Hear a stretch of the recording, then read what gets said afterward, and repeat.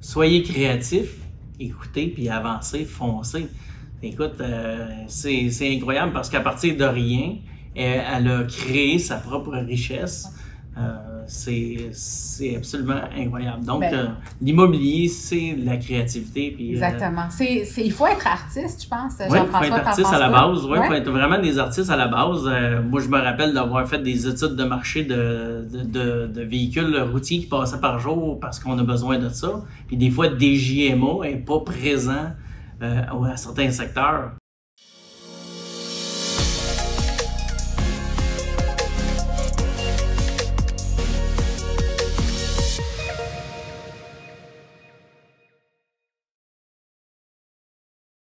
Bonjour à tous, ici Sophia Méliani, courtier immobilier pour PMML. Aujourd'hui, pour notre podcast Tout terrain, on reçoit comme invité Jean-François Carrière.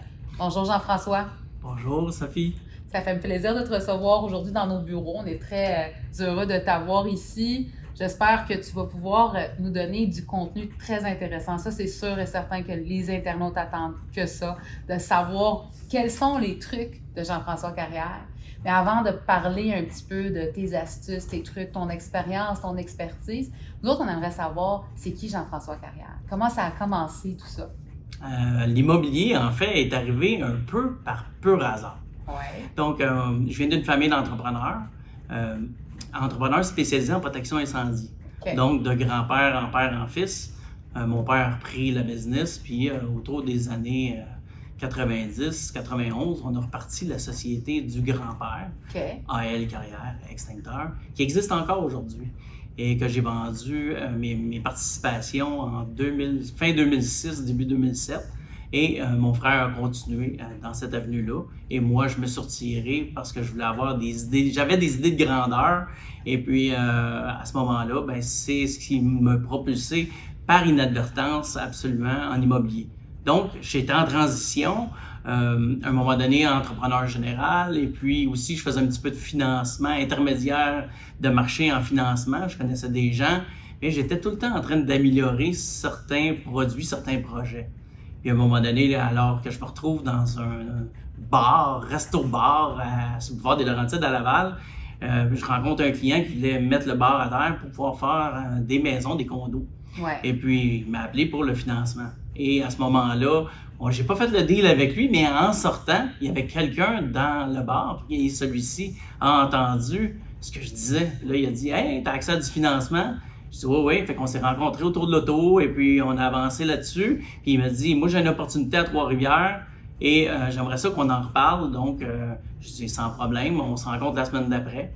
On déjeune, on fait un deal et la semaine d'après, donc, à l'intérieur de 2 semaines, je me retrouvais dans le bureau du maire Yves Lévesque à Trois-Rivières. J'étais supposé d'être une rencontre de 15 minutes. Et puis, Yves était enjoué par ma vision que j'avais sur le terrain à Trois-Rivières, sur le boulevard des Forges, juste en face du Ludoplex. Okay. Moi, je voulais faire vraiment condo, résidence senior, hôtel aussi. Puis là, il m'a dit, fais ça sur papier, Jeff. Fait que c'est ce qui est arrivé. Ça a duré 2h30 la rencontre avec le maire. Ouais. Et puis par la suite, je suis retourné, j'étais allé, là je connaissais absolument rien d'immobilier. Je savais pas c'était quoi un changement de zonage, je savais pas c'était quoi un plan, je savais rien. J'avais juste des bases de connaissances de construction et ou de protection incendie. Et puis là, j'ai rencontré un urbaniste, on a fait un plan de match, on a dessiné ma vision. Et puis quelques semaines plus tard, on a repris rendez-vous avec la maire et le directeur général, on a présenté le projet. Et Yves, il était excité, enjoué. C'est ça que la ville de Trois-Rivières attend, Jeff. Je vais présenter ça au conseil de ville. Si tu es l'élu, écoute, on va avancer de ce pas. C'est comme ça que j'ai commencé en immobilier, puis on a gagné l'appel d'offres public. Ça a été super excitant. Et, mais à ce moment-là, on n'avait vraiment pas beaucoup d'argent. Tu sais, là, c'était assez exceptionnel. Je pourrais même aller dire à un moment donné là, que quand j'ai gagné l'appel d'offres, ouais. Il a fallu que j'aille à Trois-Rivières pour faire la conférence de presse. J'ai rappelé ma mère et demandé 40 $ pour mettre du gaz dans mon auto pour aller à la conférence de presse. Le terrain était juste 2,8 millions. Là. Mais le maire de Trois-Rivières à ce moment-là n'avait pas senti avait senti une certaine expérience, la vision qu'il voulait sur le terrain. Et c'est ce que j'ai transmis. Puis j'ai gagné l'appel d'offres quand même. Et en cours de route, on a trouvé un partenaire financier parce qu'on avait le projet. Et parce qu'on a un projet, parce qu'on a fait une implantation, un 3D, on a amené une nouvelle valorisation, une idée, une créativité. Et le partenaire financier est arrivé tout simplement. Et on a commencé à avancer dans le projet. C'est tellement inspirant ce que tu dis, Jeff, parce que juste le point où est-ce que tu as dit « j'ai appelé ma mère pour lui demander 40 $ pour aller Ouais. ». Ça, c'est fou, mais les gens ne se rendent pas souvent compte. Pour être un développeur, on n'est pas né riche. On ne fait pas 1-2 transactions puis on devient multimillionnaire. La réalité de la chose, c'est qu'on travaille énormément, des fois plusieurs années avant de pouvoir dire qu'on est riche ou qu'on a créé de la valeur financière pour notre patrimoine, etc.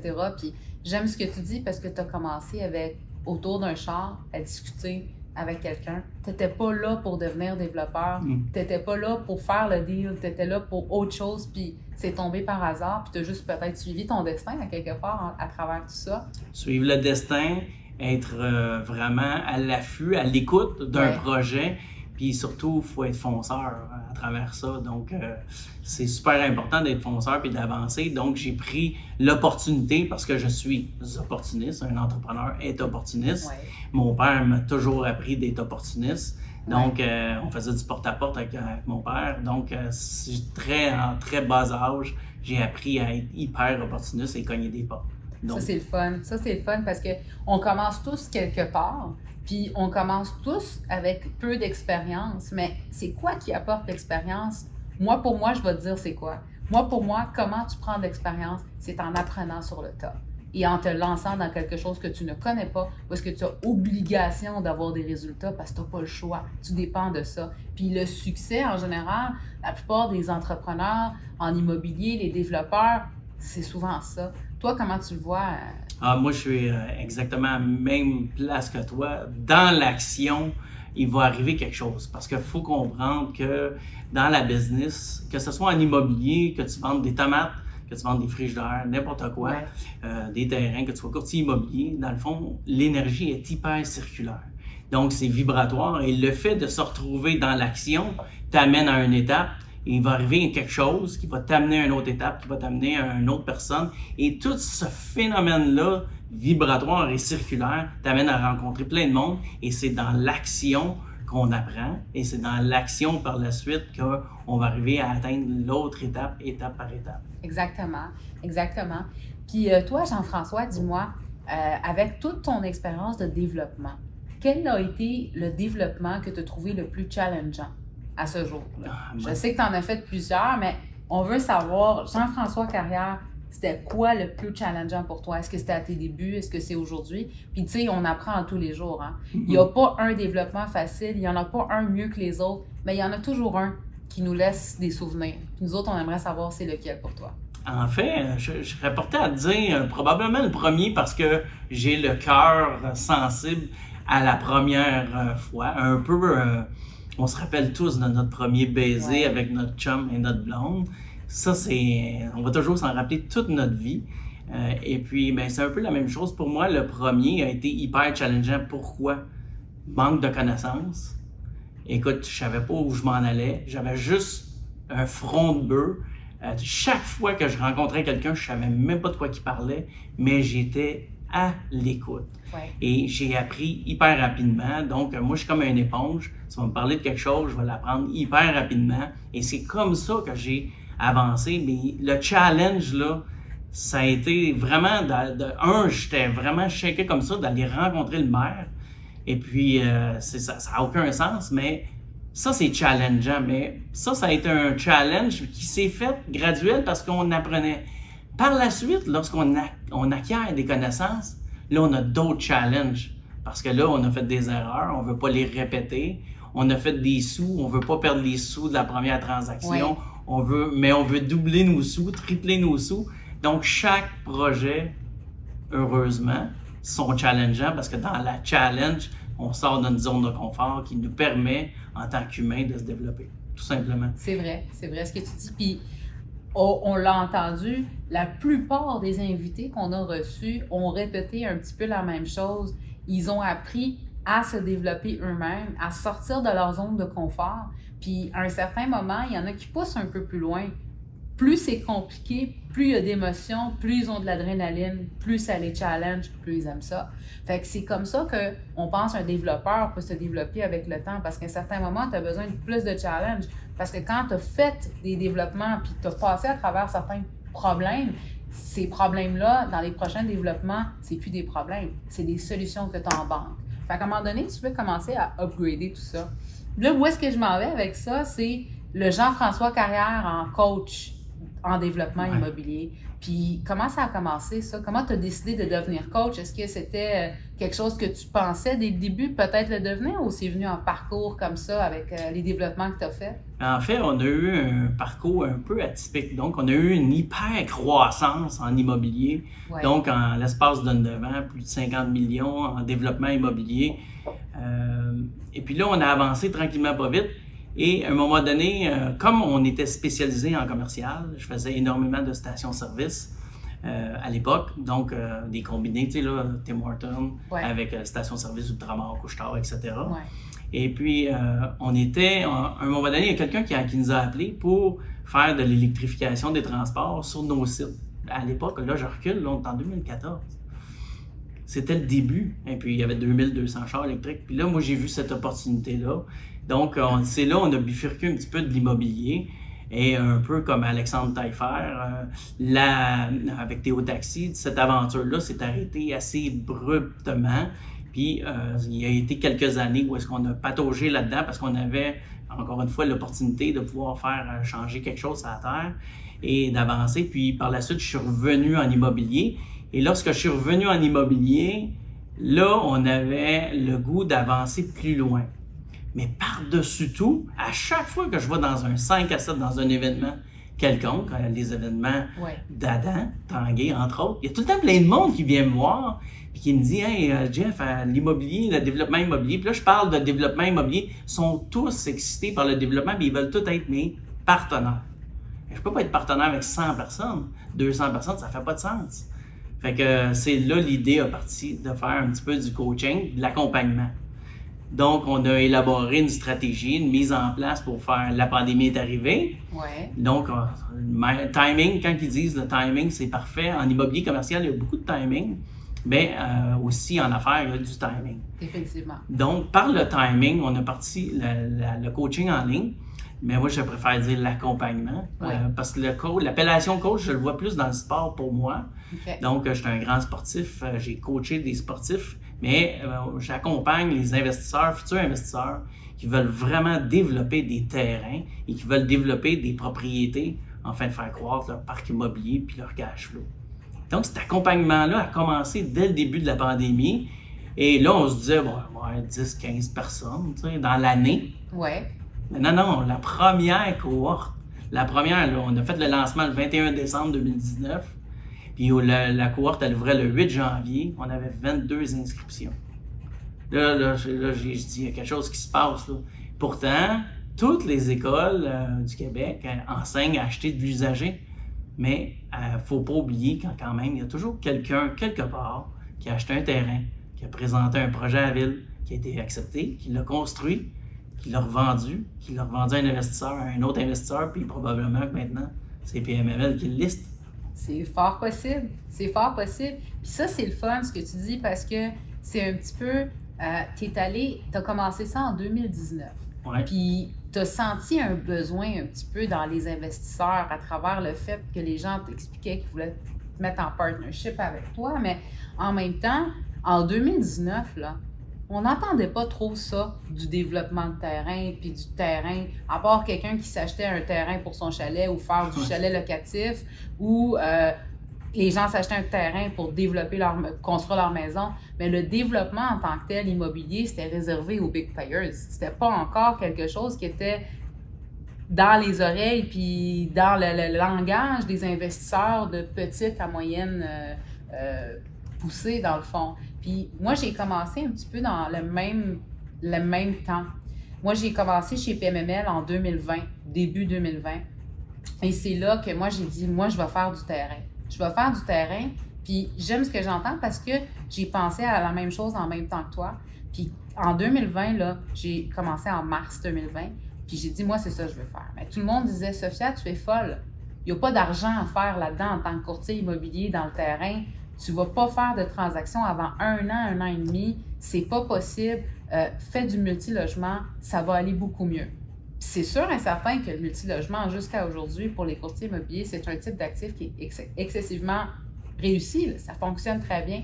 Mais moi, j'ai un peu pensé comme toi. Je me suis dit, on a un pays qui est immense. On a du terrain disponible à pleine grandeur dans les périphéries des grandes régions. On a un besoin qui s'en vient dans les prochaines années. Moi, je le sentais, là, qu'il allait y avoir de quoi qui s'en venait en 2020. Moi, j'ai fait un baccalauréat en sciences politiques avant de faire droit. Fait que j'ai un petit peu étudié ces choses-là, puis j'ai fait quelques cours d'urbanisme à l'Université de l'UQAM, puis je me dis, c'est pas possible, là. Le Québec reçoit autant d'immigration, le nombre d'immigrants augmente à chaque année, ils vont les mettre où, ces gens-là? Puis les grandes villes sont bien développées, mais les périphéries, pas encore. Qu'est-ce qui va se passer? C'est quoi qui va être in dans les prochaines années? Puis 2020, on était en plein COVID, un peu comme toi. Puis toi, tu as fait ton boom là. Moi, je préparais mon boom dans ce temps-là. J'aime ce que j'entends dans ce que tu dis parce que toi, en tant que coach en développement de terrain, tu as commencé en 2020. Puis c'est aujourd'hui, en 2024, qu'on commence à voir les résultats de ces gens-là. Peut-être que tu as coaché en 2020, mais le vrai résultat qui va être excessivement payant pour toi, c'est maintenant.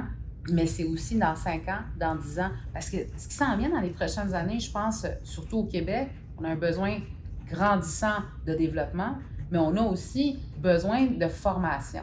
Parce que tu l'as dit tantôt, les gens, là, quand on commence dans le terrain, on ne connaît rien, on ne sait pas. Il n'y a pas énormément de ressources pour coacher un développeur. S'il y a des écoles où est-ce qu'ils font du coaching un petit peu comme ce que tu fais, mais le terrain, c'est quelque chose de récent quand même. Puis moi, ce que j'aimerais savoir un petit peu, Jean-François, toi, là, tu as commencé à coacher du monde en 2020. Aujourd'hui, tu as un très grand succès. Tu es très reconnu sur le grand public. Merci, dans les développeurs. Gentil, c'est la vérité, c'est la vérité. Puis là, aujourd'hui, en tant que coach en immobilier, surtout dans le développement de terrain, c'est quoi les challenges que tu vois le plus avec les gens que tu accompagnes? Écoute, le challenge, là, en fait, c'est toujours le même en tant qu'entrepreneur. Ouais. L'entrepreneur a peur d'aller dans l'autre step. Parce que chaque entrepreneur est super bien dans sa zone de confort. Ouais. Je vends des airs climatisés à Laval. Je suis super bien dans Laval. Maintenant, on va agrandir, on va ouvrir une succursale à Québec, on va ouvrir une succursale à Gatineau. Oh, là, ça ne fonctionne pas. Parce que dans son cerveau, c'est rendu à une autre étape. Et lui, souvent, parce que par rapport à ce qui a été son éducation, etc., il ne pensait pas se rendre là. Puis là, il a peur de perdre beaucoup et il a peur d'avancer. Donc, on a le même challenge. Les investisseurs immobiliers ou les futurs investisseurs immobiliers, ils ont des connaissances de base, ils ne se font pas confiance. OK? Parce que c'est pas parce que tu n'as jamais été investisseur immobilier que tu ne peux pas développer des terrains ou devenir développeur immobilier puis construire du multilogement et ou du commercial. C'est tout simplement fais-toi confiance parce que tout ton bagage que tu as accumulé au cours des années va t'aider énormément dans ta future aventure de l'immobilier. Ça, c'est un incontournable. Donc, notre rôle, que ce soit chez nous ou ailleurs, c'est de leur donner le petit coup pour qu'ils aillent à l'autre step. Et une fois qu'ils ont franchi l'étape de dire « oui, je suis capable », je me rends compte que j'ai l'étoffe d'un entrepreneur, puis j'ai l'étoffe d'être un investisseur, maintenant développeur immobilier. Écoute, je me fais confiance, je trust the process, parce qu'au Québec, là, il faut se le dire, les gens ne font pas tellement confiance entre Québécois. Ça, ça peut être quelque chose qui est triste, mais en même temps, faites confiance à des gens qui ont réussi. Inspirez-vous des gens qui ont réussi. Il y a plein de personnes qui ont réussi au Québec. Ce n'est pas juste le drapeau américain qui réussit dans la vie, mais au Québec, encore aujourd'hui, en moment où on enregistre en ce moment, on ne peut pas être plus fier que d'être Canadien, que comme on est là en ce moment, sans aller plus loin, mais dans le fond, les sportifs réussissent énormément aux Olympiques, puis c'est super le fun. Donc, Faites-vous confiance, entraînez-vous, apprenez, parce que l'apprentissage là, est super important, parce que ceux qui arrêtent l'apprentissage, ils arrêtent leur croissance, tout simplement. C'est vrai. C'est vrai ce que tu dis. Puis, en quelque part, on ne pourra jamais compléter notre croissance dans tous les domaines. Puis, je pense que toi, en tant qu'accompagnateur, tu es un bon exemple de ça. Toi, est-ce que tu continues à apprendre aujourd'hui, Jean-François? Continuellement, on a investi, je pense dans la dernière année, on a investi environ 100 000 Ouais. en formation. Parce que là, il faut se le dire, on est dans l'ère apprentissage. Ce que les gens ont appris à l'école, c'est super le fun, c'est une méthode, c'est une façon d'avancer. Par contre, le vrai challenge commence lorsqu'on sort de l'université, et ceux qui arrêtent d'étudier en sortant de l'université, c'est ceux qui stoppent leur croissance. Donc, aujourd'hui, il faut toujours être continuellement en avancement. L'immobilier change, là. L'immobilier, je ne fais pas de l'immobilier aujourd'hui comme je faisais quand j'ai commencé en 2007. En 2007, je faisais 120 000 km par année à travers le Québec. Aujourd'hui, j'en fais 20 000, je suis à côté. Puis les 12 prochains mois, je vais développer mon parc immobilier à partir strictement d'une webcam, de mon ordinateur et de mon laptop simplement. C'est un nouveau challenge qu'on s'est donné. Donc, on va peu souvent sur les chantiers, mais aujourd'hui, avec les technologies d'aujourd'hui, si on les apprend pas et on s'en va pas chercher ces connaissances-là, on peut pas faire vivre le rêve qu'on veut faire en ce moment, hein, et partir 12 mois sur la route, visiter le grand pays et continuer la croissance en immobilier et continuer d'accompagner les investisseurs et futurs investisseurs. C'est vrai ce que tu dis, Jean-François. C'est tellement fou comment tous les métiers ont évolué, mais aujourd'hui, surtout dans le développement de terrain, on n'a plus besoin d'être sur les terrains pour pouvoir les explorer, les étudier. Aujourd'hui, on a tellement d'outils. Puis l'importance de l'apprentissage de la technologie, je pense que c'est quelque chose de clé. Si on n'intègre pas la technologie dans nos actions de tous les jours, c'est impossible de pouvoir suivre le marché puis de pouvoir continuer à évoluer avec le marché. Le marché est tellement changeant d'année en année. Et on en jasait tantôt avec un autre invité, puis on jasait en fait qu'il n'y aura pas de marché immobilier qui va ressembler à l'autre d'année en année avec ce qui s'en vient. Fait que si on ne s'adapte pas et qu'on ne suit pas cette poussée vers la technologie et le développement personnel, c'est ça les prochaines années, je pense, en immobilier. Toi, t'en penses quoi, Jean-François? Écoute, moi, je suis totalement d'accord avec toi. L'immobilier change tellement. Puis, tu sais, juste le développement des terrains. On est dans les développements de terrain, puis aujourd'hui, ça n'a jamais été aussi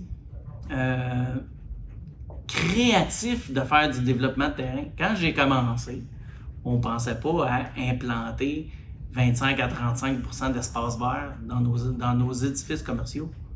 Aujourd'hui, c'est comme un must, 30, 35, 40 d'espace vert sur des espaces commerciaux. On ne voyait pas ça avant.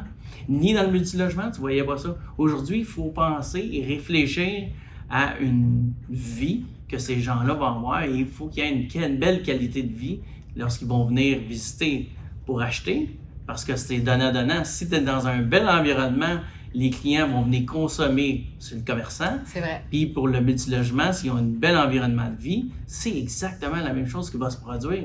Ils vont être contents puis ils partiront pas. S'ils partent pas, tout le monde est gagnant, parce que l'immobilier, c'est pas du short, c'est du long terme. C'est vrai, je suis très d'accord avec toi, Jean-François. Puis dans les dernières années qui ont passé, on a vu énormément d'investisseurs faire des investissements à court terme et pouvoir faire du profit à court terme.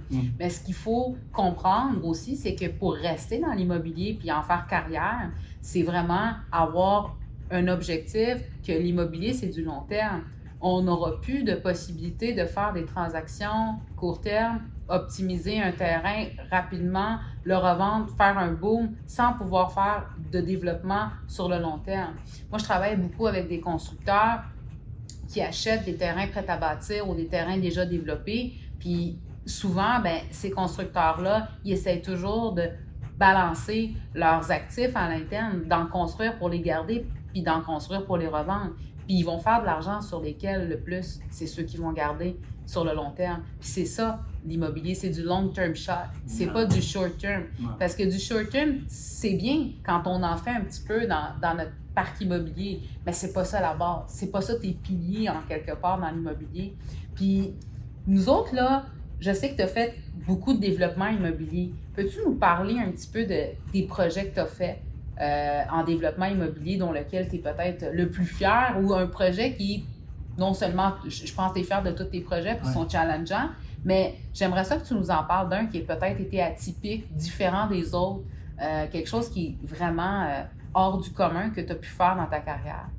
En fait, il y en a un spécifiquement qu'on a fait qui a été un challengeant. Deux, il y avait un côté émotionnel qui était dedans, dans le terrain. On a fait un assemblage de 4 lots à Saint-Gabriel-de-Brandon. Ça, c'est dans la municipalité que ma conjointe, elle a passé quelques années, donc une partie de sa vie, elle est allée au secondaire dans le coin. On a de la famille qui reste encore à Saint-Gabriel. Et puis, on a prédéveloppé le terrain, mais ça a été quand même assez long parce qu'on avait 4 lots. On avait la traque du CP, il y avait une faillite, donc il fallait acheter du syndic, une ancienne station-service. Donc, on avait comme condition 15 jours, pas de test de sol, pas rien. C'est comme, prends la chance. Mais c'était un coin de rue exceptionnel, donc on a commencé avec ce lot-là, deuxième lot, troisième lot. Là, il y a un des voisins, parce que là, on faisait un assemblage de lots. Dans cet assemblage-là, sans le dernier lot, là, il n'y avait pas de projet. Entre-temps, je fais de la sollicitation, Tim Hortons, McDonald's, Arnois. Et puis, on avance, finalement, on finalise avec Arnois et McDonald's, on a un LOI. Super intéressant, mais là, on n'a toujours pas le dernier terrain. Le gars, le propriétaire ne voulait pas le vendre. Il voulait le vendre, mais pas à nous. Il disait qu'on était comme du drôle de monde, des exploiteurs. Donc, ça a été quand même exceptionnel parce que la municipalité a dû acheter le lot. Puis une semaine après, nous l'a revendu au même prix. Donc, on a utilisé l'outil de la municipalité. Fait que bien des investisseurs disent que la municipalité n'est pas là pour nous appuyer. Totalement faux.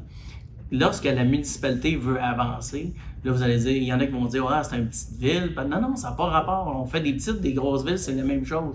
Lorsqu'il y a un projet qui est excitant, créatif, et qui va donner un gain de vie dans un secteur cible, tout le monde veut avancer. Fait que là, la ville a acheté le terrain, nous l'a revendu, et là, on avait beaucoup de... comme on avait acheté une ancienne station-service, donc il y avait 4 réservoirs de répertoriés, selon le guide du ministère. Et puis, lorsqu'on a creusé pour faire la nouvelle station, non, ça n'a pas été comme on voulait. Il y en a eu 4 autres réservoirs. Il y avait 8 réservoirs. Un dépassement de coûts, mais on avait un entrepreneur super le fun à l'époque. Donc, il nous a accompagnés là-dedans et on a encore une fois appris, parce que là, 4 nouveaux réservoirs. Donc, ça a été hyper challengeant. On a avancé tranquillement, pas vite, et puis à un moment donné, une de nos nièces est décédée de la leucémie. Puis on a nommé le site à son nom, Place Florence. Donc elle est décédée, elle avait 1 an, moins d'1 an. Donc c'était... fait que quand on passe sur le site encore, il y a encore son nom, ça vient nous chercher dans le cœur. C'est vraiment un côté émotionnel. Puis en même temps, un côté créatif, challengeant, McDonald's, carte marketing incroyable. Obstacles, parce que sont hyper rigoureux. Donc, hyper rigoureux. Pourquoi? Parce qu'ils s'attendent à ce que, en tant que l'excellence, c'est une société d'excellence qui ne fait affaire qu'avec des gens qui performent, puis qui avancent, puis qui vont suivre.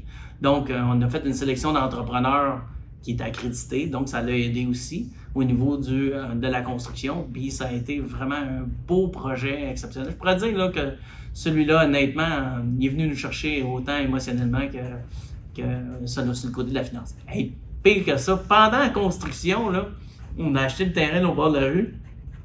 On l'a revendu à un entrepreneur parce qu'on avait une clause de non-concurrence type McDonald's, donc on ne pouvait pas faire de Tim Hortons, entre autres. Puis celui de qui on a revendu le terrain, qu'on a fait de l'argent, il a fait un Tim Hortons en face. Là. Oh wow! Fait que, tu sais, on le savait que les deux coins étaient exceptionnels. Fait qu'on a vraiment sauté sur l'opportunité de pouvoir faire une pièce parce qu'on a prédéveloppé un terrain et on savait que l'autre bord, c'était pour arriver à quelque chose vraiment incroyable. Puis, c'est ce qui est arrivé. C'est le fun, c'est tellement inspirant ce que tu dis, puis j'aime l'émotion derrière de tout ça parce que tu as mêlé un peu le fait du coin de pays où est-ce que ta conjointe a vécu, tu as aussi mêlé ton succès à un hommage à quelqu'un de proche que tu aimais, mais tu as aussi utilisé des astuces incroyables parce qu'en allant chercher McDonald's puis le mettre là, on le sait aujourd'hui que dans les plus grandes industries à travers le monde, ces grandes chaînes internationales-là, dès qu'ils se placent dans un endroit, il y a de la création de valeur qui se fait automatiquement à côté. Tu sais, dans le développement de terrain, juste là, acheter un terrain vierge, raw, le développer, ça crée de la valeur pour les terrains aux alentours.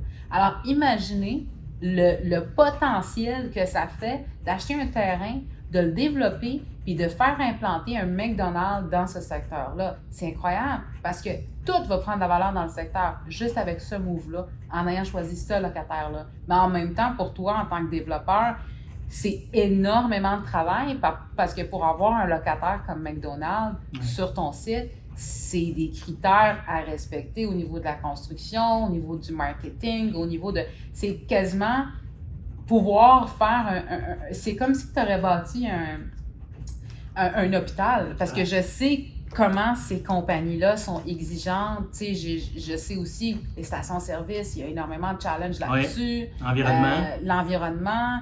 Au niveau aussi des clauses de non-concurrence, souvent dans ces secteurs-là, parce que dans le commercial, il y a beaucoup de ça, tu sais, les challenges de non-concurrence. Fait que, tu sais, tu prends un coin que tu dis, ah, c'est le fun, je vais faire ça, ça, ça. Mais souvent, les gens, quand ils font du développement de terrain, il n'y a pas juste le zonage, il n'y a pas juste la capacité du terrain, il n'y a pas juste les règlements municipaux, puis les règlements, puis les normes, il y a aussi les concurrents à côté. Fait que tu dois faire une étude de marché, mais pas juste une étude de marché, tu dois vérifier tout ce qui se passe. Y a-tu eu des antécédents sur ce terrain-là qui font en sorte que tu hérites d'une clause de non-concurrence, même si tu l'achètes puis tu es un nouvel acheteur? C'est fou quand même ce domaine-là commercial. Le commercial, tu sais, nous, on vient juste de partir justement de la cohorte mentorat commercial. Ouais. Puis on a parti la première, puis on a eu un franc succès, là. Tu sais, ça fait 4 mois déjà, on a plus de 20 mentorés. Déjà 14 ou 16 promesses d'achat en 4 mois. Wow.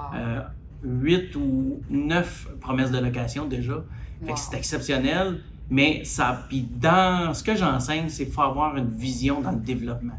Que ce soit du développement de terrain, multirésidentiel, mix ou commercial, 100% commercial, il faut prendre le temps, je rebondis ce que tu me dis, études de marché, regarder ce qu'il y a autour, avoir la vision de la fuite commerciale qu'il y a. Quelle est la fuite commerciale dans mon coin de pays en ce moment? Eh bien, j'ai pas de ci, j'ai pas de ça, j'ai pas de ci, pas de ça. Oh, on a un besoin. Donc là, on va rechercher le terrain approprié en fonction du besoin. Et c'est comme ça que j'enseigne à faire la prospection en fonction, surtout dans le commercial, des fuites commerciales. C'est pas juste de dire, ah, j'ai un terrain vacant, puis je vais faire une promesse d'achat, puis je vais aller chercher mon locataire. Il faut aller plus loin que ça. Sinon, ça va nulle part, complètement nulle part. C'est étudier vraiment les besoins, puis qu'est-ce qui se passe aux alentours, quels sont les besoins. Puis d'où, tu sais, le multilogement, on en parle beaucoup, puis on est comme, ah, on a besoin énormément de nouvelles créations de logements. C'est la réalité. Mais dans certains secteurs, là, on a besoin plus de commercial que de multilogement. Puis ça, il y a beaucoup de développeurs qui n'y font pas attention parce que qu'est-ce qu'ils font? Ils se spécialisent dans le multilogement uniquement. Ouais. Ils sortent pas de leur zone de confort pour aller faire des projets mixtes ou des projets commerciaux. Mais à certains moments, ils arrivent à un cap dans ce secteur-là, puis là, il n'y a plus de projet. Moi, j'ai énormément de clients qui m'appellent pour le même type d'actifs dans le même secteur. Des centaines de personnes qui me disent « Sophia, on veut du terrain industriel à Laval, déjà zoné industriel. » OK, c'est le fun, il n'y en a pas. Il n'y en a pas. Il y en a très peu. C'est ça, ben, il n'y en a pas. Oui, il y en a à 100 piastres du pied. Ben, même à ça, 100 piastres du pied, puis ils sont plusieurs à faire des offres dessus. C'est fou. Mais pour pouvoir aller, à moins que tu aies un très gros joueur et que tu as les moyens de te payer ça, si tu veux être un développeur, développer un site industriel à Laval, c'est presque impossible aujourd'hui si tu n'es pas un gros joueur. Donc, c'est sûr et certain que ce que tu parlais maintenant, j'aime ça parce que il faut que les gens puissent comprendre qu'il y a des besoins en multilogement, industriel, commercial, mais il ne faut pas que vous ayez tous à la même place au même moment. Oui, c'est le fun parce que ces terrains-là font prendre de la valeur plus vite. Mais si toi, tu vas ailleurs où est-ce qu'il y a moins de monde, juste parce que tu as acheté là, tu viens de créer de la valeur dans le secteur. Juste parce que tu développes, tu viens de créer de la valeur à ton propre site. Moi, j'ai un de mes clients, je vais te raconter celle-là sur un terrain agricole que j'ai vendu qui a été la plus grosse transaction agricole en 2023 sur la Rive-Nord. Puis il n'y a pas eu une vente comme ça depuis 20 ans. L'acheteur m'a dit, Sophia, là, je ne sais plus ce que je fais. Juste là, on parlait de ça 2 jours avant la levée de la vérification, disant, tu dis, Sophia, je ne sais plus ce que je fais. Est-ce que je fais la bonne chose en payant ce prix-là, sachant que ça va être le plus haut prix depuis 20 ans dans ce secteur-là, au pied carré. Là, je ne suis pas certain de ce que je fais. Il dit, j'ai une petite chose dans la tête qui me dit, fais-le, puis je le veux depuis des années, ce terrain-là, mais j'ai comme peur, je me dis, ça vaut-tu la peine? Puis tu sais quoi les questions que je lui ai posées? Ah oui, non. J'ai dit, premièrement, ce terrain-là, quand tu l'achètes pourquoi? Il dit, Sophia, il dit, je sais que je vais faire du land banking avec ça, je le remets à mes enfants. Je sais que peut-être je n'assisterai même pas à son développement. Et il est tellement bien positionné aux abords de l'autoroute 15, juste à côté des grands développements qui sont en train de se faire et qui sont déjà bâtis. Puis c'est le premier terrain adossé à ces développements industriels. Je sais pas sur lequel. Ah. La deuxième, là, quand j'ai dit ça, il dit ouais. Je dis OK. La deuxième question que j'ai posée, je dis maintenant, là, ce terrain-là, si tu l'achètes plus cher que tout le monde qui a acheté dans les dernières 20 ans, je dis, en as-tu eu bien des ventes dans ce secteur-là dans les derniers 20 ans? Il dit pas trop. Je dis, mais qu'est-ce qui arrive si tu l'achètes plus cher, toi, aujourd'hui? Il dit, ben, je vais l'avoir payé plus cher, mais en même temps, je suis capable de me rattraper. Je dis, oui, le temps répare toutes les erreurs en investissement. Absolument. La deuxième chose, j'ai dit, tu viens d'acheter ce terrain-là à X nombre de dollars par pied carré. Tu viens automatiquement de faire augmenter la valeur de ton terrain. Pourquoi? Les autres vont augmenter aussi grâce à toi. Mais vu que toi, tu as été payé plus cher, c'est toi qui vas augmenter avant les autres. Donc, tu viens automatiquement de créer de la valeur en faisant une transaction uniquement. Un terrain, ça ne mange rien. Tu as des taxes municipales, tu as des taxes scolaires, tu as de l'entretien de temps en temps si tu as des arbres ou du gazon qui ressort de tes limites. Là, pour quand même, mais tu n'es pas perdant. Et le temps répare toutes les erreurs en immobilier. Ça, il y a beaucoup de gens qui ne s'en rendent pas compte. Ils disent « Ouais, j'ai payé trop cher. » C'est pas Par rapport à quoi? Par rapport à quoi? Puis, il y a des clients qui disent « Ouais, mais c'est trop cher, je ne vais pas pouvoir le refinancer dans 4 ans. » Bien, trop cher, on s'entend, il ne faut pas que ce soit quelque chose qui est sérieusement trop cher, mais le marché, là, hier, coûtait moins cher qu'aujourd'hui. Puis demain, va coûter plus cher qu'aujourd'hui. Ouais, fait que, tu sais, c'est un peu ça le terrain, c'est que c'est un type d'actif où est-ce que tu as la chance aussi de te propulser plus vite que les autres. C'est un type d'actif, c'est sûr et certain que c'est un type d'actif où est-ce que tu as besoin d'avoir du courage, parce que c'est un type d'actif, là, tu l'achètes, là, il te regarde, tu le regardes, il te donne pas de sous, là. Il n'y a pas de possibilité d'avoir du revenu tout de suite, sauf du land banking avec revenu. Mais un terrain à développer avec rien du tout, c'est difficile quand même. Par contre, c'est un produit qui est capable de te donner des rendements sur liquidité après développement beaucoup plus importants qu'un immeuble. Tu vas toujours avoir de la valorisation dans un terrain. Nous, on a acheté un terrain il y a environ 4 mois, mais on avait une promesse d'achat 15-18 mois avant. Ouais. Puis entre-temps, on a fait un changement de zonage. Ouais. Bien, le terrain a triplé de valeur.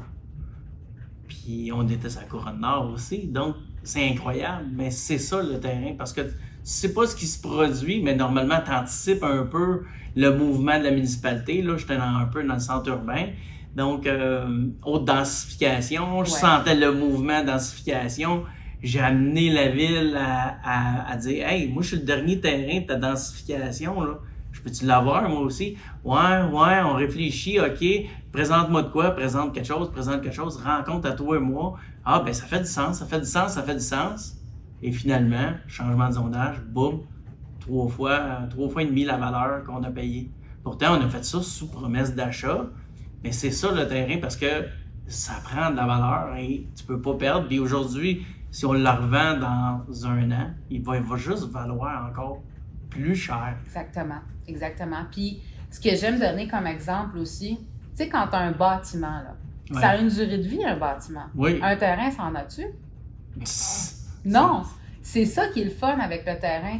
Puis c'est sûr et certain que moi, je dis toujours à mes clients, essayez de mieux comprendre le développement de terrain.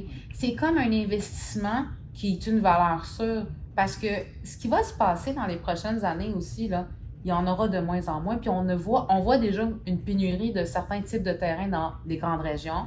On en voit déjà un manque. On est déjà en train de parler changement de zonage dans tout. Je l'entends dans toutes les bouches. Oui. Changement de zonage, ça veut dire pénurie de terrain. Ça veut dire qu'il y aura de moins en moins de terrains disponibles. Puis moi, j'aime revenir un petit peu à l'histoire du foncier. Le foncier, là, les gens les plus riches sur la planète dans l'histoire, ça a toujours été des propriétaires fonciers. Oui. Ça n'a pas été des propriétaires... tu sais, il y a beaucoup d'entrepreneurs qui ont été des multimilliardaires et tout ça. Mais si on prend un exemple de Rockefeller... Oh my God. Rockefeller, c'est un des plus gros propriétaires fonciers au monde. C'est complètement fou. Parce que le terrain, là, ça n'a pas de fin. Qu'est-ce qu'on peut faire avec? Tu pars d'une parcelle de l'eau, tu peux le subdiviser, tu peux le louer. Parce que le monde ne pense pas que ici, on est ici, là, on est à la ville de Montréal. Là. Donc, il y a environ 60% de la ville de Montréal qui est en location. Et les bâtisses au-dessus appartiennent à d'autres personnes. C'est l'amphithéose. Ouais, c'est incroyable, mais ça, le monde n'y pense pas. Mais c'est lorsqu'ils avancent dans certains programmes de formation et où ils vont jaser autour des 5 à 7 avec des gens un peu plus avancés, avec de l'expérience, qui apprennent tous ces éléments-là. Puis aujourd'hui, grâce à des capsules comme on fait aujourd'hui, on est capable de leur donner des brides d'éducation qui là, ils vont aller fouiller sur Internet. Ah, c'est quoi un bail amphithéotique? Là, ils vont aller, je suis sûr, ils vont aller fouiller. Donc, il faut qu'ils fouillent parce que c'est ça qui est le fun. C'est des astuces. Puis j'aime que tu parles de l'amphithéose parce que moi, j'ai une vieille tante qui n'est pas allée à l'école. Elle n'est pas allée à l'école. Puis, ben, elle est très âgée aussi, mais dans son temps, il n'y allait pas vraiment beaucoup à l'école. Puis elle, tu sais comment elle est devenue riche? Elle est riche aujourd'hui, là. Elle a 4 enfants qui ont tous des hôtels. Oh my God. C'est maman qui a financé. Elle, là, elle a hérité d'une grande terre. C'est pas ici, c'est en Europe, mais elle a hérité d'une grande terre. Il n'y avait rien dessus. C'était une ancienne terre agricole. Puis la terre était même plus bonne pour faire de l'agriculture parce qu'elle était asséchée. Elle n'avait pas été cultivée depuis plusieurs décennies. Puis elle n'avait rien à faire avec ça. Puis elle n'avait pas d'argent quand elle a hérité de ça. Puis quand elle a regardé ça, elle a fait « OK, là, j'hérite d'une terre géante. Vaut rien en agriculture, puis moi, j'ai pas d'argent pour bâtir. » Tu sais, qu'est-ce qu'elle a fait? Elle l'a loué. En parking. Ouais. Elle a fait un parking. Elle a fait un parking, puis avec le parking, elle a commencé à engager. Au début, c'était elle-même qui gérait ce parking-là, tout seul. Elle avait, quand elle a hérité de ce parking-là, elle devait avoir 35 ans. Elle était jeune, elle était capable encore, mais elle a mis une petite chaise, elle a payé pour avoir une barrière, elle a clôturé son terrain, puis je me rappelle quand elle me racontait cette histoire-là, elle me disait, Sophia, elle dit, j'ai emprunté de l'argent pour acheter les clôtures puis acheter la barrière. Elle dit, j'avais pas d'argent pour m'acheter un petit cabanon pour faire un petit guichet à l'entrée. Elle dit, j'avais une petite chaise. Elle dit, puis j'ai commencé à louer aux véhicules qui passaient dans le secteur parce qu'il n'y avait pas beaucoup de stationnement. Le centre-ville était très proche, mais il n'y avait pas de monde. Donc, elle a commencé comme ça. Imagine, tu reçois ça, tu as 0$ pour faire de l'investissement, le terrain ne vaut plus rien en agriculture et tu deviens multimillionnaire avec un parking. Ça, c'est ça. Elle a loué quelque chose avec rien dessus. Donc, réfléchissez, soyez créatifs, écoutez, puis avancez, foncez. Écoute, c'est incroyable parce qu'à partir de rien, elle a créé sa propre richesse. C'est absolument incroyable. Donc, l'immobilier, c'est de la créativité. Puis, exactement. Il faut être artiste, je pense. Oui, il faut être artiste à la base. Oui, il faut être vraiment des artistes à la base. Moi, je me rappelle d'avoir fait des études de marché de véhicules routiers qui passaient par jour parce qu'on a besoin de ça. Puis des fois, DJMA n'est pas présent à certains secteurs. Puis, à marquer sur une feuille, là, assis sur une chaise, là, là, assis dans le char, là, à marquer sur une feuille le nombre de véhicules qui passaient pendant 3 heures, puis après ça, le multiplier, puis là, en bas, je pouvais pas dire source DJMA, c'était source Jean-François Carrière, mais comptage à la main. C'est aussi bon. Si tu veux, tu sais que ton site a des passants, puis qu'il y a du passage à côté dans le commercial, donc, puis tu veux avoir un locataire prime, bien, il faut que tu lui démontres qu'il y a des gens qui passent, tu vas utiliser tous les moyens. Donc, tu as moins de sous pour faire des études de marché. Fais tes études de marché toi-même. Ça fait pareil. Exactement. Puis aussi, ce que j'aime un petit peu dans le développement de terrain, c'est que c'est un type d'actif qui a toujours une histoire. Toujours une histoire. Toujours de l'émotion et une histoire. C'est vrai que dans les immeubles, il y en a aussi, mais j'ai l'impression que dans le terrain, il y en a un peu plus parce qu'il y a plus d'efforts qui est mis. Puis il y a plus d'émotions à cause que souvent le terrain, c'est quelque chose où est-ce qu'on est obligé d'aller chercher plus de ressources, plus de professionnels, bien s'entourer, avoir les bonnes personnes autour de nous. Toi, qu'est-ce que tu penses de ça, Moi, là, les efforts, c'est la base. Il faut toujours faire un step de plus. Ouais. Je vais te donner un exemple. À un moment donné, on fait un projet à Saint-Mathieu-de-Belleuil. Encore une fois, de station-service. Un beau shell, mais sans enseigne spectaculaire. Donc, le site ne sera pas sélectionné. Bien là, on a fallu faire un changement de zonage. Et il a fallu que je fasse du lobby auprès de tous les conseillers municipaux. Et puis, à un moment donné, j'en avais un à aller voir. Écoute, c'est une petite ville, là, dans une porcherie, là. Là, je la regarde, bonjour, monsieur, je m'en viens vous parler du projet de l'enseigne spectaculaire. Oh, là, je suis occupé! Mets des bottes! Fait que j'ai mis des bottes à cuisse, marché dans marde pour aller parler du projet, puis j'ai vendu ma salade à travers les cochons. Pour jaser avec le monsieur parce qu'il était trop occupé, il n'avait pas le temps, mais il a compris, puis c'est super le fun. Aujourd'hui, le projet est construit. Mais tu vois, c'est ça, sortir de sa zone de confort. Ça, c'était sa zone de confort, il y avait tout, là. Il y avait du jus d'assenteur, c'était complet comme sortie de zone de confort. Bon, tu vois, ça, là, c'est quelqu'un qui n'a pas peur, vraiment, puis ça donne des beaux résultats. Moi, là, ce que j'aimerais aussi que tu nous parles un petit peu, Jean-François, aujourd'hui, tu es accompagnateur pour les investisseurs, puis tu es toujours développeur aussi en même temps.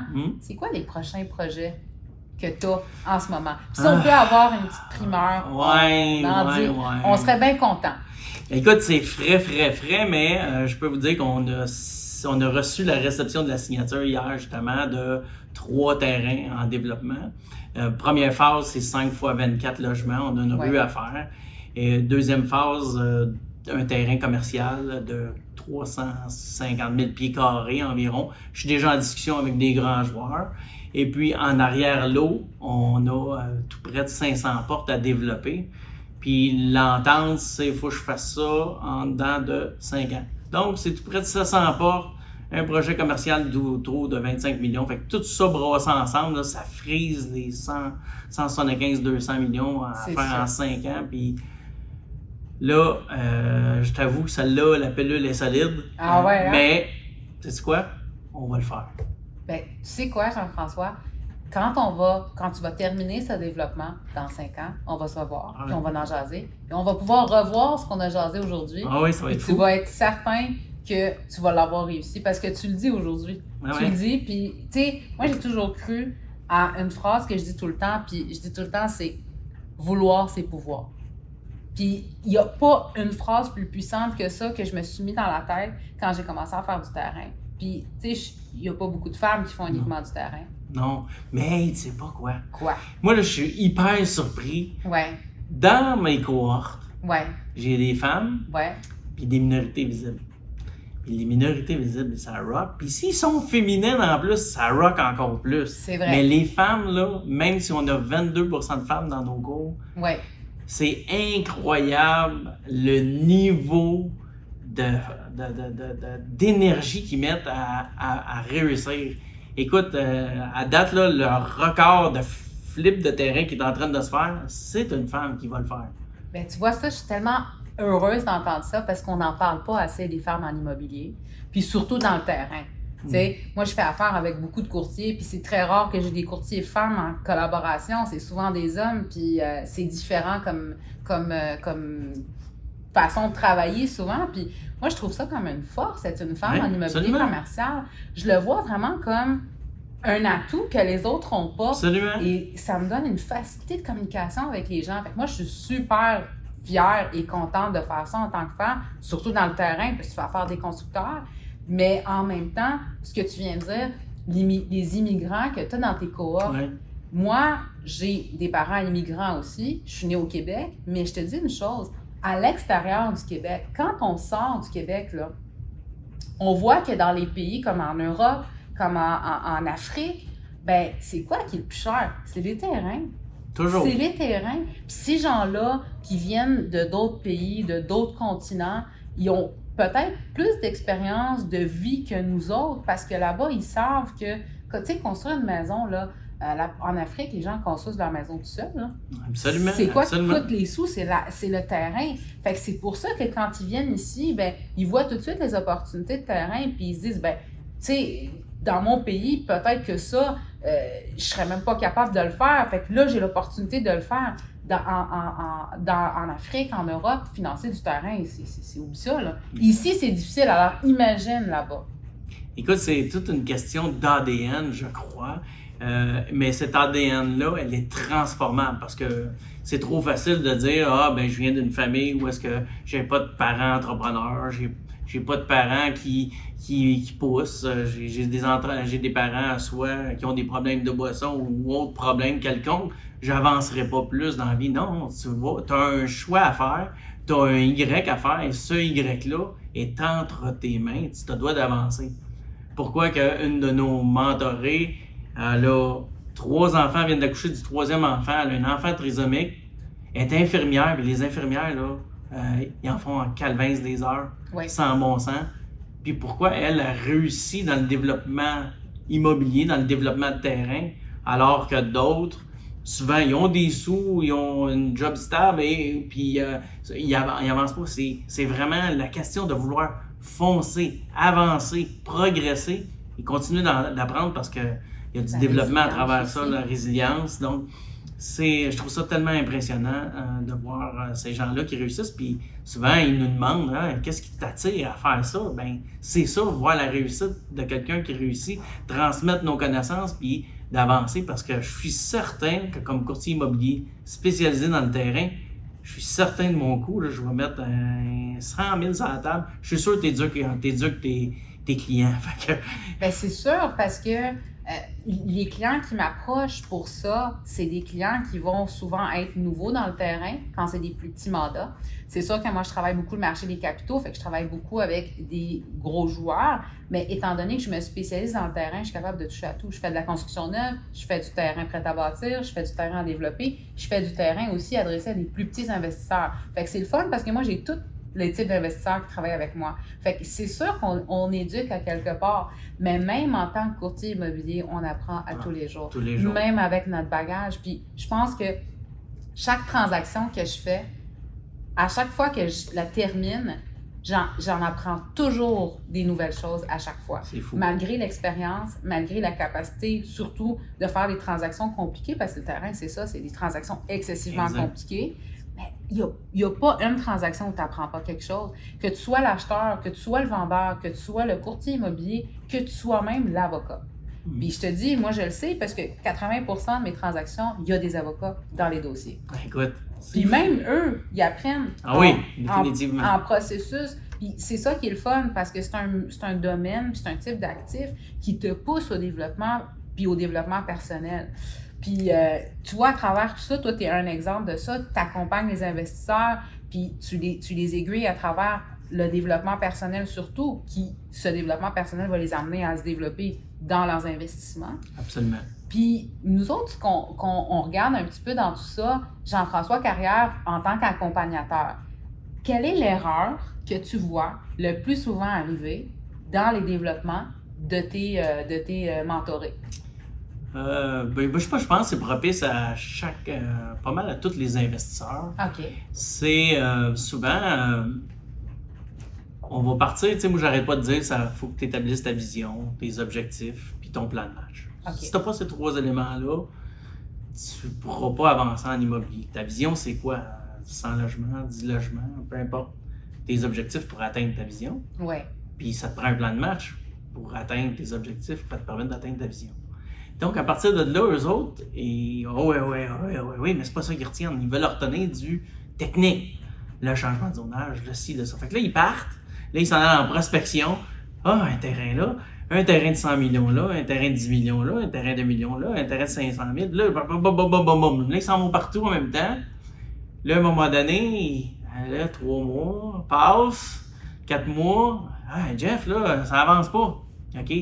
Lequel de ces éléments-là rencontrait tes objectifs personnels de base pour atteindre ta vision que tu voulais faire? Ah, c'est celui-là. Ben, pourquoi celui-là, tu continues à avancer avec? Lâche-les. À un moment donné, va sur ce que tu peux réaliser. Je sais que tu veux le réaliser, lui, là, il est beau, là, mais le terrain, là, il est 6 millions, là. Ben là, peut-être que celui-là, en ce moment, il fait l'affaire. Focus. Quand t'en as un, là, réalise-le, là. Puis après ça, on ira à d'autres.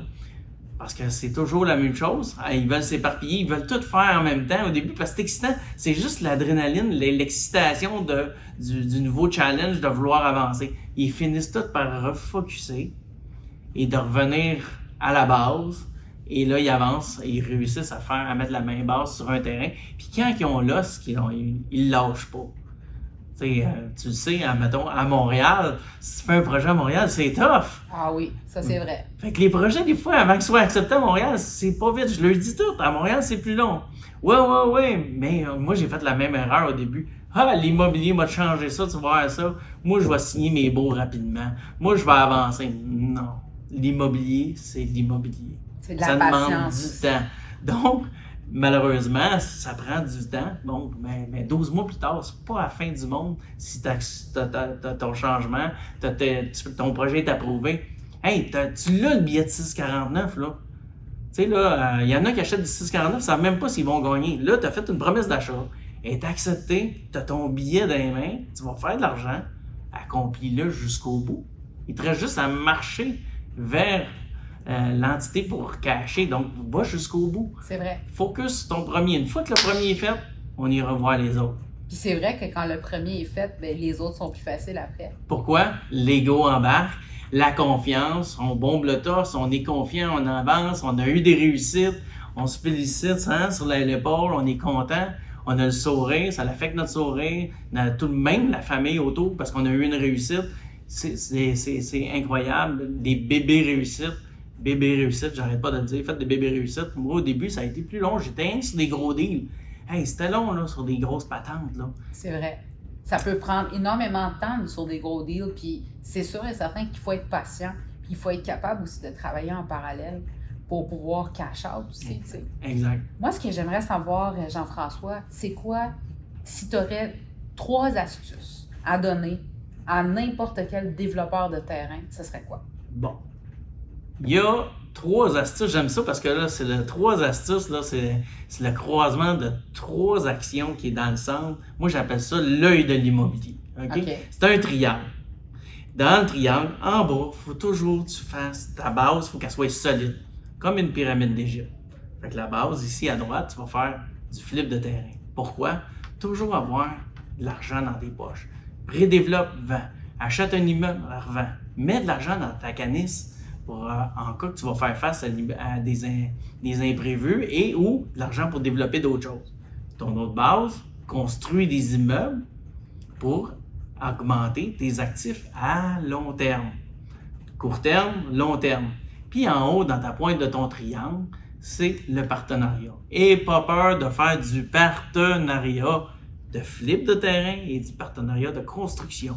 Quand tu comprends ça, là, quand tu fais des cercles dans chacune de tes pointes, tu vas remarquer dans le milieu, ça fait un œil. Mais mets le signe de pièce, là, c'est le croisement de ces 3 actions-là qui va te permettre de faire de l'immobilier comme un bulldozer rapidement. C'est ce que j'ai fait. Je me l'ai fait enseigner comme ça par des gens qui ont des centaines et des centaines de millions d'actifs. Ils m'ont toujours dit, Jeff, il faut toujours que tu aies de l'argent dans la caisse. Jeff, il faut toujours que tu construises des immeubles. Merci. Ça, c'est une astuce, là. C'est une astuce incroyable parce que ça donne des bases, mais ça donne aussi un équilibre et ça te permet aussi de continuer à rouler. Parce qu'un triangle, au final, c'est 3 points qui peuvent se toucher continuellement. Puis, on passe du point A au point B, du point B au point C et on revient au point C. Le partenariat, c'est ce qui va lier le tout. Puis, le premier point, ne peut pas vivre sans l'autre parce que c'est lui qui ramène à manger, c'est lui qui ramène le pain et le beurre pour pouvoir aller chercher l'investissement qui va être la base, qui va rester à long terme. Puis ça, c'est le fun parce que, en quelque part, dans tout ça, ce que tu dis, Jeff, c'est que le fait qu'on construit des immeubles pour garder à long terme, on en parlait il y a quelques minutes, c'est là ton gravy. Parce que c'est eux qui vont t'apporter le plus de valeur sur le long terme en les gardant. C'est eux qui vont te faire faire de l'argent. Puis les flips de terrain, où est-ce que tu achètes un terrain, tu développes, tu revends, ou que tu achètes un terrain, que tu développes, construis et revends, ou que tu fasses des partenariats pour faire un flip de terrain rapide, que tu achètes un terrain que les gens ne voyaient peut-être pas le potentiel, puis toi tu le vois, puis tout de suite tu fais une revente rapide, c'est ça qui te permet de rester liquide et qui te ramène à liquidité. Puis surtout dans le terrain, au niveau du financement, c'est un peu plus difficile que dans les autres types d'actifs, où est-ce qu'on a des immeubles existants, où est-ce qu'on est capable d'avoir des institutions financières et des prêteurs, je te dirais, des prêteurs A pour aller financer. Dans le terrain, c'est un peu plus compliqué, d'où l'importance de rester liquide et de continuellement avoir une section qui fait en sorte qu'on ramasse de la liquidité. Parce que dans le terrain, tu n'as pas de liquidité, tu ne peux pas avancer. C'est beaucoup plus compliqué que dans les immeubles existants. Par contre, il y a des acheteurs que moi, j'ai travaillé avec, les autres, ils n'ont pas peur. Ils n'ont pas de scène, ils font des acquisitions pareilles parce qu'ils sont créatifs puis ils sont capables de travailler quand même avec des prêteurs privés. Il y en a un, à un moment donné, il me dit « Sophia, mon prêteur me charge, là, c'était dans le pic l'année passée, me charge 15 % de taux d'intérêt. » Là, je lui dis « Écoute, c'est quand même énorme ce que tu vas aller gambler, là. C'est 15 % de taux d'intérêt. » J'avais excessivement peur pour l'acheteur, puis j'essayais même de le freiner parce que je me suis dit, hey, ce gars-là, il s'en va pour acheter un terrain à 1,8 million, à 15 % d'intérêt, puis ce gars-là, il vendait des thermopompes. That's it, là. OK? Lui, j'aimerais ça le rencontrer parce que c'est la bonne méthode. Moi, j'aime ça. J'adore ça. Je pourrais te le présenter. J'adore ça. Je la regarde, je suis comme, OK, tu vends des thermopompes, tu as une petite entreprise, ça va quand même relativement bien. Ton entreprise, il n'a pas fait d'immobilier, c'était sa première acquisition pour investissement, puis il était prêt à gambler de prendre le terrain à 15 % de taux d'intérêt. Fait que j'ai fait, OK, wow, je vais parler avec l'acheteur, on n'est pas là pour faire uniquement des deals, on veut que les deals de nos clients réussissent, puis je veux qu'ils m'appellent et qu'ils disent, hey Sophia, tu sais quoi, voici ce que j'ai fait sur le terrain. C'est ça qu'on cherche. Ouais. Fait que je l'appelle, je dis, hey, on va se rencontrer. Moi, je veux jaser avec toi. C'est quoi ça que tu vas assumer 15 % de taux d'intérêt? Je dis, il y a des prêteurs qui peuvent aller plus bas. Puis pourquoi pas aller chercher un prêteur comme un partenaire où est-ce que ça va amoindrir tes coûts au lieu de faire une acquisition flyée comme ça. Puis, tu sais, qu'est-ce qu'il m'a dit? Il dit, Sophia, hein? Il dit, ce que tu sais pas, c'est que moi, j'ai déjà un prêteur B en arrière qui va faire en sorte que moi, je vais être capable d'aller chercher mon financement 30 jours après l'acquisition parce que je vais être propriétaire occupant, parce que je vais déménager mon petit bureau de thermopompe là-dedans, puis je vais être financé à 100 %. Puis je dis, ben pourquoi qu'on ne le fait pas tout de suite? Puis là, c'est là que ça a parti. On a trouvé une solution. Ce que moi, je lui avais proposé, c'est que cette personne-là avait déjà un condo commercial qui occupait pour son entreprise, mais étant donné que le condo commercial, c'était son head office, il ne pouvait pas acheter avec un financement propriétaire occupant dans l'autre terrain. J'ai dit, pourquoi tu n'ouvres pas une deuxième division, étant donné que ton entreprise a plus que 5 ans, que les revenus de l'entreprise vont bien dans les 5 dernières années, ils doublaient chaque année. Je dis, ben, on va faire une nouvelle division de ton entreprise. Tu vas aller créer une nouvelle incorporation. Parle avec ton fiscaliste. Toujours très important de parler avec nos fiscalistes parce que c'est eux qui vont pouvoir nous aider à travers tout ça. Parle avec ton comptable. Essaie de voir si on n'a pas la possibilité d'ouvrir une nouvelle division de ton entreprise. Et cette nouvelle division va être dans cette nouvelle adresse. Et cette nouvelle adresse va pouvoir être financée par un financement propriétaire occupant. Et ton entreprise, c'est elle qui va être comme backup financier, comme garantie pour la banque. Fait qu'on a étudié cette possibilité-là. Je me rappelle comme aujourd'hui, Sophia, t'es folle. C'est quoi ça, financement 100 %? Ça n'existe pas. Ben oui. Là, je dis, ben écoute, je dirais pas son nom, mais il va se reconnaître. Sophia, j'ai dit, ça se peut. Je dis, on va pouvoir le faire. Fait qu'il a appelé son fiscaliste, il a fait les démarches, tout ça, puis il a appelé son banquier, puis son banquier lui a dit, ben oui, ça existe. Il dit, en autant que tu prouves que tu vas occuper les lieux, là, puis tu vas vraiment mettre une division là-dedans. Ben, you know what? Il l'a fait. Il l'a fait. Il a financé à 100 % son acquisition. C'est une acquisition qui a été faite récemment aussi, qu'on a notariée en mars 2024 à Terrebonne.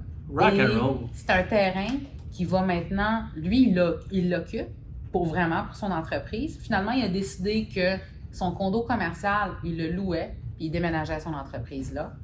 Non seulement ça, puis avec le fait que son condo commercial, il le loue, puis son condo, il est payé parce qu'il l'avait déjà acheté. Les revenus de ça, il les met on the side, il les utilise pour faire le développement du terrain, puis il va faire du mini-entrepôt là-dessus. Wow! Fait qu'imagine, avec $0. Puis ce gars-là, il est parti avec 15 % de taux d'intérêt d'un prêteur privé, puis il n'avait pas peur de le faire. Puis je disais, pourquoi tu fais ça? Il y a d'autres solutions. Mais ce que j'ai aimé, c'était sa drive. Ouais. Sa drive, puis son courage, parce qu'il savait qu'il devait prendre ce terrain-là. Puis il était engagé à le réussir. Exactement. Puis tellement il était engagé, la solution est arrivée tout seul sur la table. On part de 15 % de taux d'intérêt avec un prêteur privé à 0 % de mise de fonds, financé à 100 %. Oui, il y a du taux d'intérêt, mais financé à 100 % versus 15 % de taux d'intérêt aussi avec mise de fonds, c'est pas la même chose. Là. Pas pareil.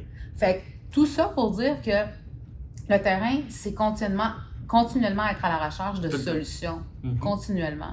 Puis moi, ce que j'aimerais, Jean-François, pour closer un petit peu tout ça, j'aimerais ça que tu nous dises comment tu vois le marché immobilier de développement, surtout dans le terrain, dans les prochaines années. Qu'est-ce que tu penses qui seront les nouvelles tendances?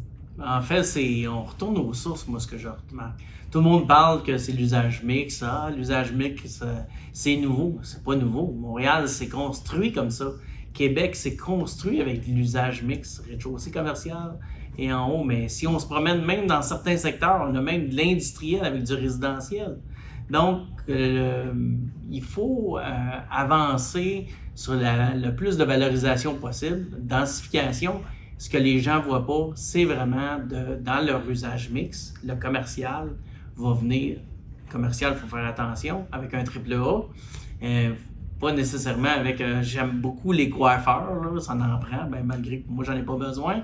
Mais disons que on va y aller avec du triple A, ça va venir vraiment valoriser les immeubles à usage mix. Et on le voit, c'est même si on s'en va dans les plus 3e, 4e, 5e couronnes, on a encore maintenant, il y a encore du développement d'usage mix qui se fait, même dans des petits centres-villes, même si c'est juste 2 étages de résidentiel. Pas obligé de toujours faire des tours qui vont jusqu'au ciel, c'est pas ça l'idée, mais l'usage mix va toujours être de prédilection. Et les milieux de vie vont être accentués. Donc, accentuer la diminution de la pollution, ça vient avec. Donc, on voit maintenant de plus en plus de municipalités, on voit du 0 espace de stationnement par logement, 0,5 dans la municipalité de Québec, entre autres. Donc, c'est hyper tendance. On va enlever les véhicules de plus en plus dans les centres-villes. Donc, il faut réfléchir énormément dans ces terrains.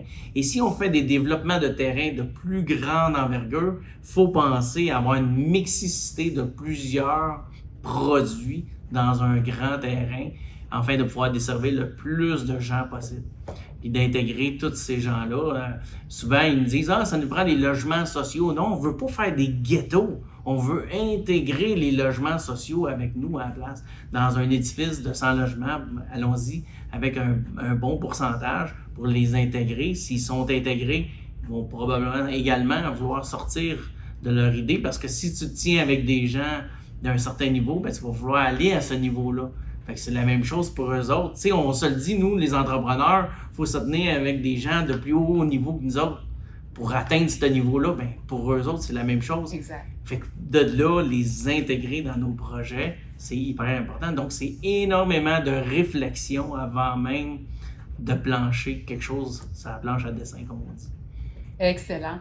Mais écoute, Jean-François Carrière, je te remercie pour toutes les astuces, le partage qu'on a eu aujourd'hui, qui a été très enrichissant, très intéressant aussi, et qui, je pense, va pouvoir aider plusieurs penseurs à penser différemment pour le marché de développement de terrain de demain. Merci d'avoir été avec nous Merci, Sophia, de m'avoir reçu. Puis tu remercieras Adam également, Adam Tanguay, que je sais que vous êtes en collaboration ensemble. Puis c'est super le fun. Également, je pense, sa collaboratrice, Sarah, oui, oui. Qui, on a un chef d'orchestre en arrière de tout ça. Écoute, c'est toute une équipe. Je sais que ça se fait pas juste du jour au lendemain. On a une idée, ça part. Mais c'est vraiment un ensemble d'équipes que vous faites. C'est extraordinaire pour le développement de terrain. Aujourd'hui, il faut arrêter de penser que d'acheter des immeubles usagés, c'est le fun, les immeubles usagés, mais il manque 1 190 000 logements d'ici 2030, c'est la SCHL qui dit. Et si les investisseurs continuent à acheter des logements usagés, vous ne participerez pas à ce tsunami d'argent-là qui s'en vient sur le marché. C'est pour vous. Merci, Sophia. Merci, Jean-François. Merci.